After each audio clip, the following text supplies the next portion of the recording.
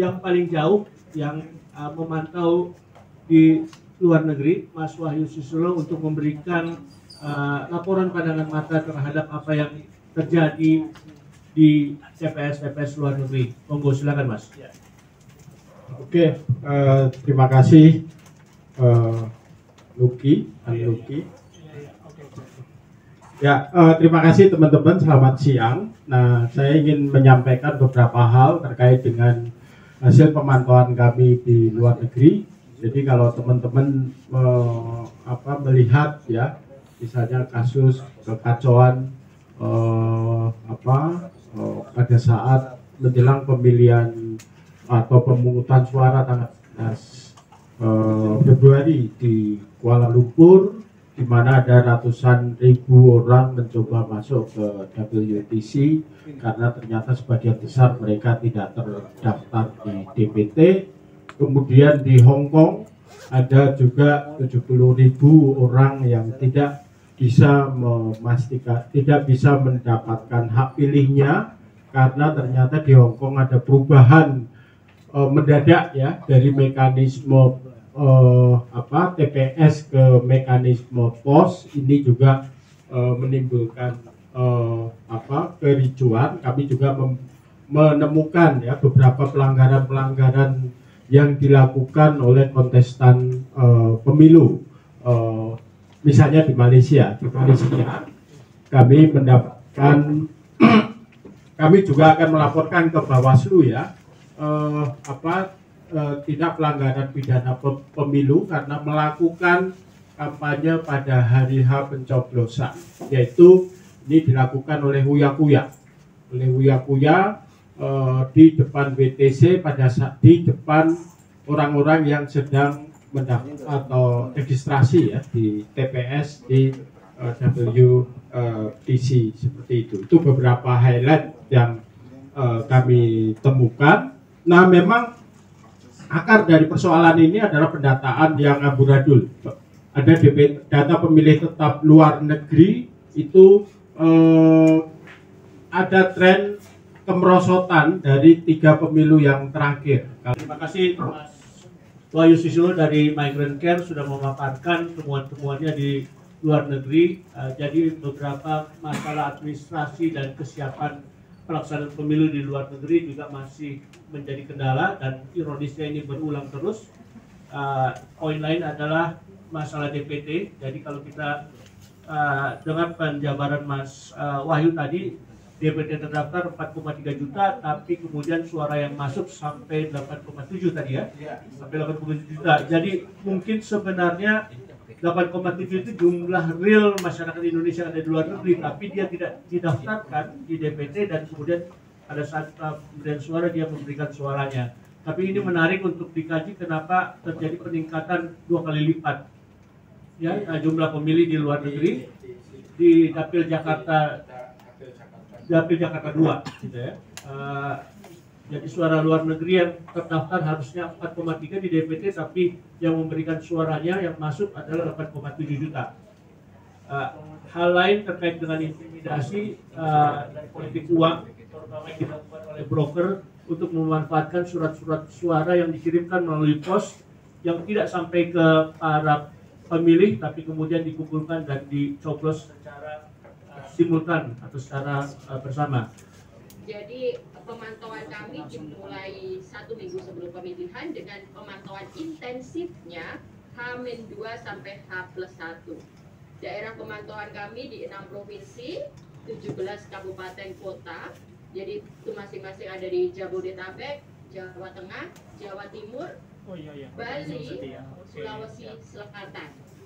Dari hasil-hasilnya kita bisa lihat bahwa karena kami memang melihat secara keseluruhan, kita tidak hanya melihat apa yang terjadi pada hari H, kita melihat hasil pertama bahwa di banyak TPS dan lingkungan yang dipantau menjelang coblosan, kepala-kepala desa, ketua lingkungan di bawahnya mulai dari ketua RT, RW, Dukung itu sudah bergerak memenangkan, mengarahkan pemilih untuk mencoblos satu paslon atau caleg, bahkan di level caleg pun itu juga melibatkan kepala desa, RT, RW, Dukung untuk memenangkan satu pasangan tertentu, baik itu dilakukan secara tidak langsung terselubung melalui pendekatan yang halus ataupun langsung to the point dengan ancaman-ancaman verbal. Assalamualaikum warahmatullahi wabarakatuh.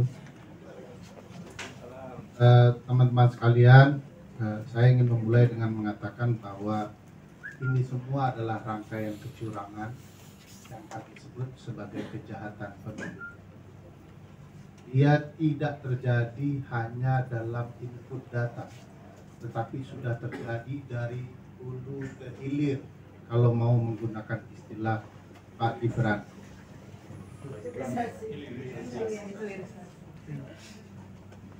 Jadi tolong jangan dianggap bahwa kesalahan input adalah satu-satunya masalah yang serius dalam penyelenggaraan pemilu ini.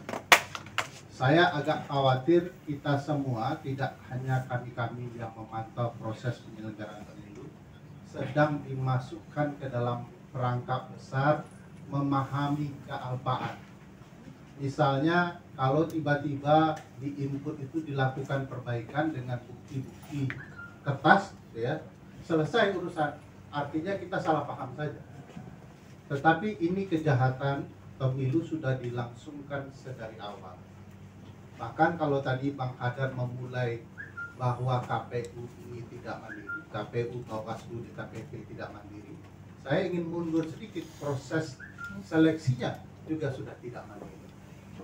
Jadi dari awal hingga akhir punya masalah yang serius di luar batas penalaran yang wajar. Jadi aneh juga.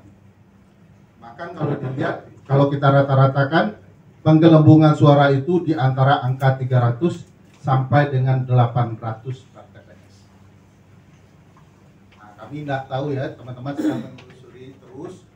Kenapa kami mulai menelusuri manual? Karena website kita sudah kena seminggu yang lalu, dan 2 hari yang lalu WA dan Telegram kita sebagai cadangan juga sudah di-ban. Penyelenggaranya yang juga masalah juga harus diganti. Ini penyelenggara paling ajaib. Adik-adik Bang Hadar ini kan banyak. Ada yang coba patuh putusan MK. Begitu mematuhi putusan MK, dipecat. Ini sudah melakukan pelanggaran keras terakhir berkali-kali, ada pula yang terakhir berkali-kali, kan aneh. Tidak diberhentikan. Jadi proses penunjukan penyelenggara juga menjadi masalah serius. Kita ulang pemilunya, penyelenggaranya juga begitu, ya sama aja. Nah, salah satu yang menakutkan menceritakan ini adalah ini akan dimanfaatkan sebagai blessing bagi Jokowi untuk memperpanjang masa jabatan. Padahal dia sudah bercita-cita kalau tidak perpanjangan masa jabatan 3 periode. Itu sebabnya kepala desa, kalau teman-teman perhatikan, apa saja cerita Jokowi soal pemilu ini, semua kepala desa akan lakukan. Pertama, Jokowi bilang 3 periode, ada dukungan kepala desa. Jokowi bilang perpanjangan masa jabatan, ada dukungan kepala desa. Kumpul-kumpul di Jakarta. Jokowi bilang pilih 02, kepala desa juga dukung. Sama Pak. Kan ini di atas Pak Lurah. Juga ada masalah netralitas sebesar 13%, ini netralitas dari para penyelenggara. Kemudian politik uang dalam bentuk bagi-bagi amplop, sembako dan lain-lainnya yang terjadi, terutama H-1 sampai menjelang pencoblosan, ya istilah orang serangan fajar.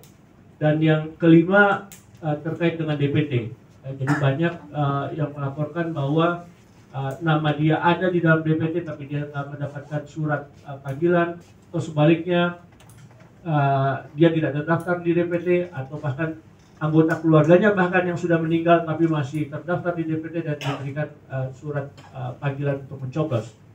Nggak tahu mau mencoblos di dunia atau di akhirat, saya nggak tahu itu ya. Tapi kita bisa lihat bahwa pelanggaran-pelanggaran ini sepertinya merupakan perulangan yang terjadi, dan kalau kami bandingkan dengan dokumentasi yang cukup lengkap terhadap penyelenggaraan pemilu masa Orde Baru tahun 92, jadi ada satu buku yang dituliskan oleh Dr. Alexander Irwan tahun 9 untuk memotret bagaimana kualitas penyelenggaraan pemilu tahun 92. Kita bandingkan dengan pemilu tahun 2024 ini sama saja, ya. Pelanggaran-pelanggaran yang terjadi sama, kecurangan-kecurangan yang terjadi juga sama.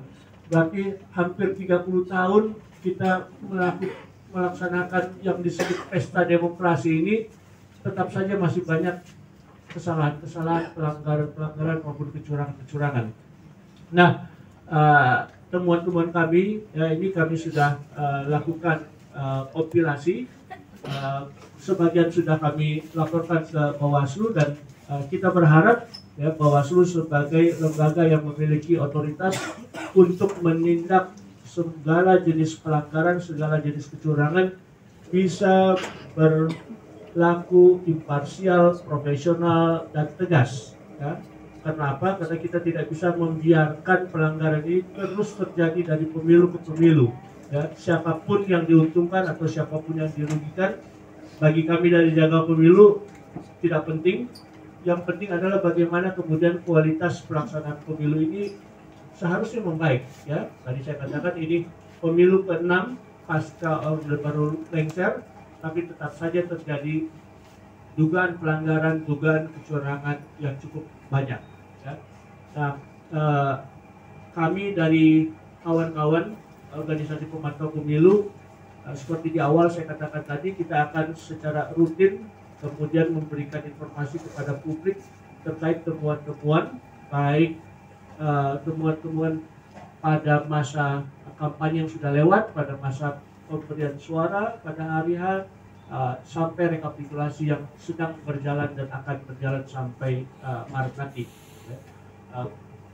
Catatannya ini merupakan satu ikhtiar agar bukannya kita membiarkan pelanggaran maupun kecurangan terjadi, tapi ini harus diputus, harus dihentikan supaya kedepannya fair play terjadi. Ya. Kedepannya tidak ada lagi silent operation dari siapapun itu yang ingin berkuasa. Nah, mungkin itu.